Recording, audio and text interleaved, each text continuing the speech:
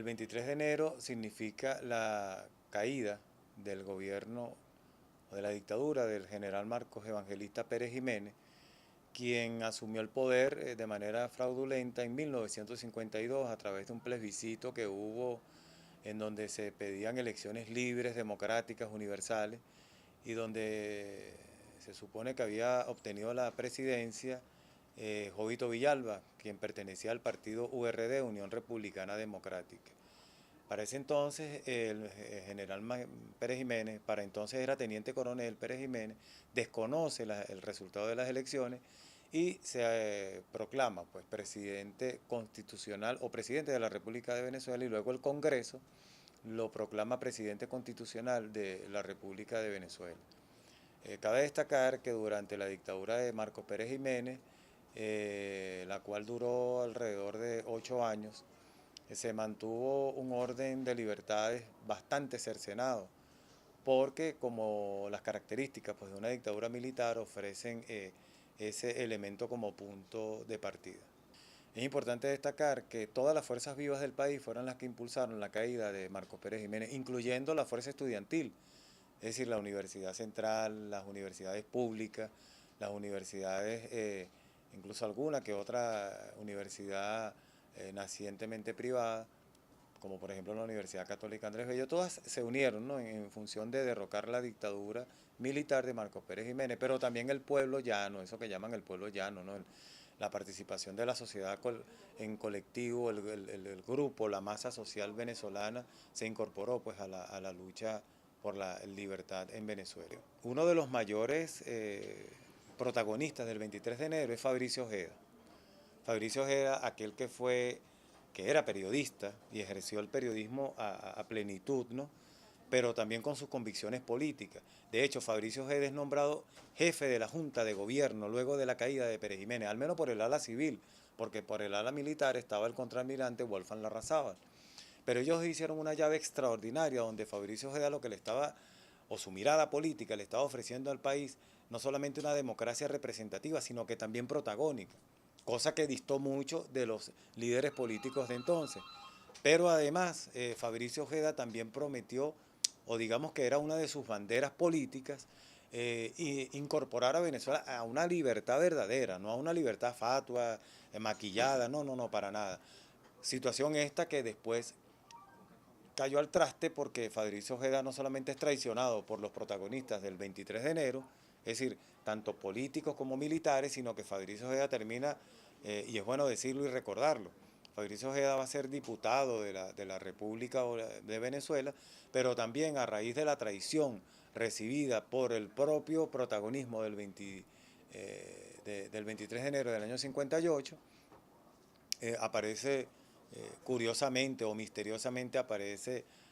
asesinado, o dijeron que se había suicidado en el Palacio Blanco, en el Palacio de Miraflores. Situación esta que después con las investigaciones que se hicieron se comprobó, pues se verificó que fue asesinado sencillamente. Precisamente la caída o el derrocamiento de la dictadura de Marcos Pérez Jiménez significó el antes y el después del inicio de la llamada democracia representativa, ¿no? Pero es muy importante destacar que cuando esas fuerzas vivas lograron derrocar la dictadura de Marcos Pérez Jiménez, muchos de esos postulados de esa llamada naciente democracia fueron traicionados posterior por los mismos participantes, por los mismos protagonistas, incluso por los mismos partidos políticos que formaron parte de esa gran insurrección colectiva. No podemos ocultar que era una dictadura militar y que habían libertades públicas cercenadas. El estamento político de la época, porque fueron todas las fuerzas vivas del país que se unieron, pensaron que después de Pérez Jiménez la situación en Venezuela iba a cambiar, y la historia demostró que no fue así. Hay quienes dicen, como el caso del profesor José Agustín Catalá, que participó en la lucha contra Pérez Jiménez, que tiene un texto extraordinario que se llama El Libro Negro de la Dictadura, que si uno toma las líneas y las letras de ese libro y lo compara después con la llamada democracia representativa, Pérez Jiménez pasa a ser un niño de pecho.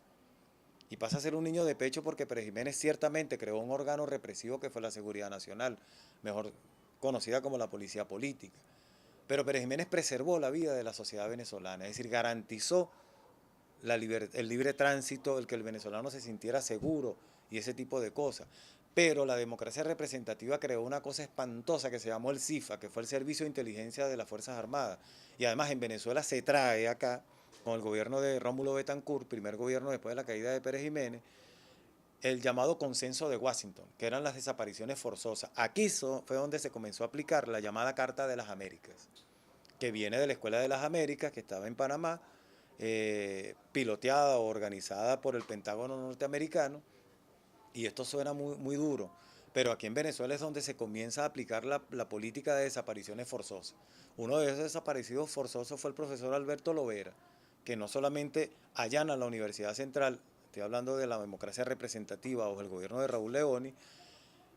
se lo llevan en cautiverio, ¿no? Y además luego aparece muerto en las playas de Lechería y además aparece con un pico. De manera que si nosotros vemos la política de desapariciones forzosas durante la llamada representativa, por eso me apoyaba en los escritos del profesor José Agustín Catalá, donde tú ves que entonces la democracia representativa ante la dictadura de Pérez Jiménez sigue siendo un niño de pecho. Si la democracia representativa lo que buscó fue perseguir estudiantes, si nosotros sacamos la cuenta, bueno, por allí la antigua Asamblea Nacional o la anterior Asamblea Nacional creó y promulgó una ley de los desaparecidos desde 1958 a 1998. Ya eso nos dice bastante, porque esa cantidad de desaparecidos pasan por la figura de Jorge Rodríguez, por ejemplo, que fue asesinado en la Universidad Central, Noel Rodríguez, y aquella cantidad, los hermanos Pasquier, es decir, tenemos todo un rosario de, de, de desaparecidos durante esa llamada democracia representativa, pero hay algo importante también, y hay que destacar y hay que decirlo porque hay que ser justo con la historia. Desde 1998 en adelante el estudiante se sintió reivindicado, tanto así que si nosotros vemos el número de universidades, de liceos, de colegios que han sido creados bajo el proceso bolivariano, mira, es una cosa importantísima. Es más, este proceso revolucionario retoma la política de concreto armado que tenía Pérez Jiménez, de allí la gran misión Vivienda Venezuela, de allí la atención al estudiante, es decir, es una suerte de perfección, es lo que Prieto llamaba de la educación de casta a la educación de masa. Ahora, las luchas estudiantiles en este momento son hasta risibles, porque la Universidad Central, por ejemplo, alma mater, que fue mi alma mater, mira por dónde está, pues, o sea, defendiendo al verdugo que años atrás te torturó, ¿no? Y las universidades privadas es impensable que un estudiante no pelee porque le rebajen la matrícula, sino porque quiera salir del gobierno. O sea, son cosas allí que es cuando la realidad supera la ficción. Pero veamos toda la cantidad de atención que ha tenido el estudiantado en este proceso que dista mucho incluso de la democracia representativa.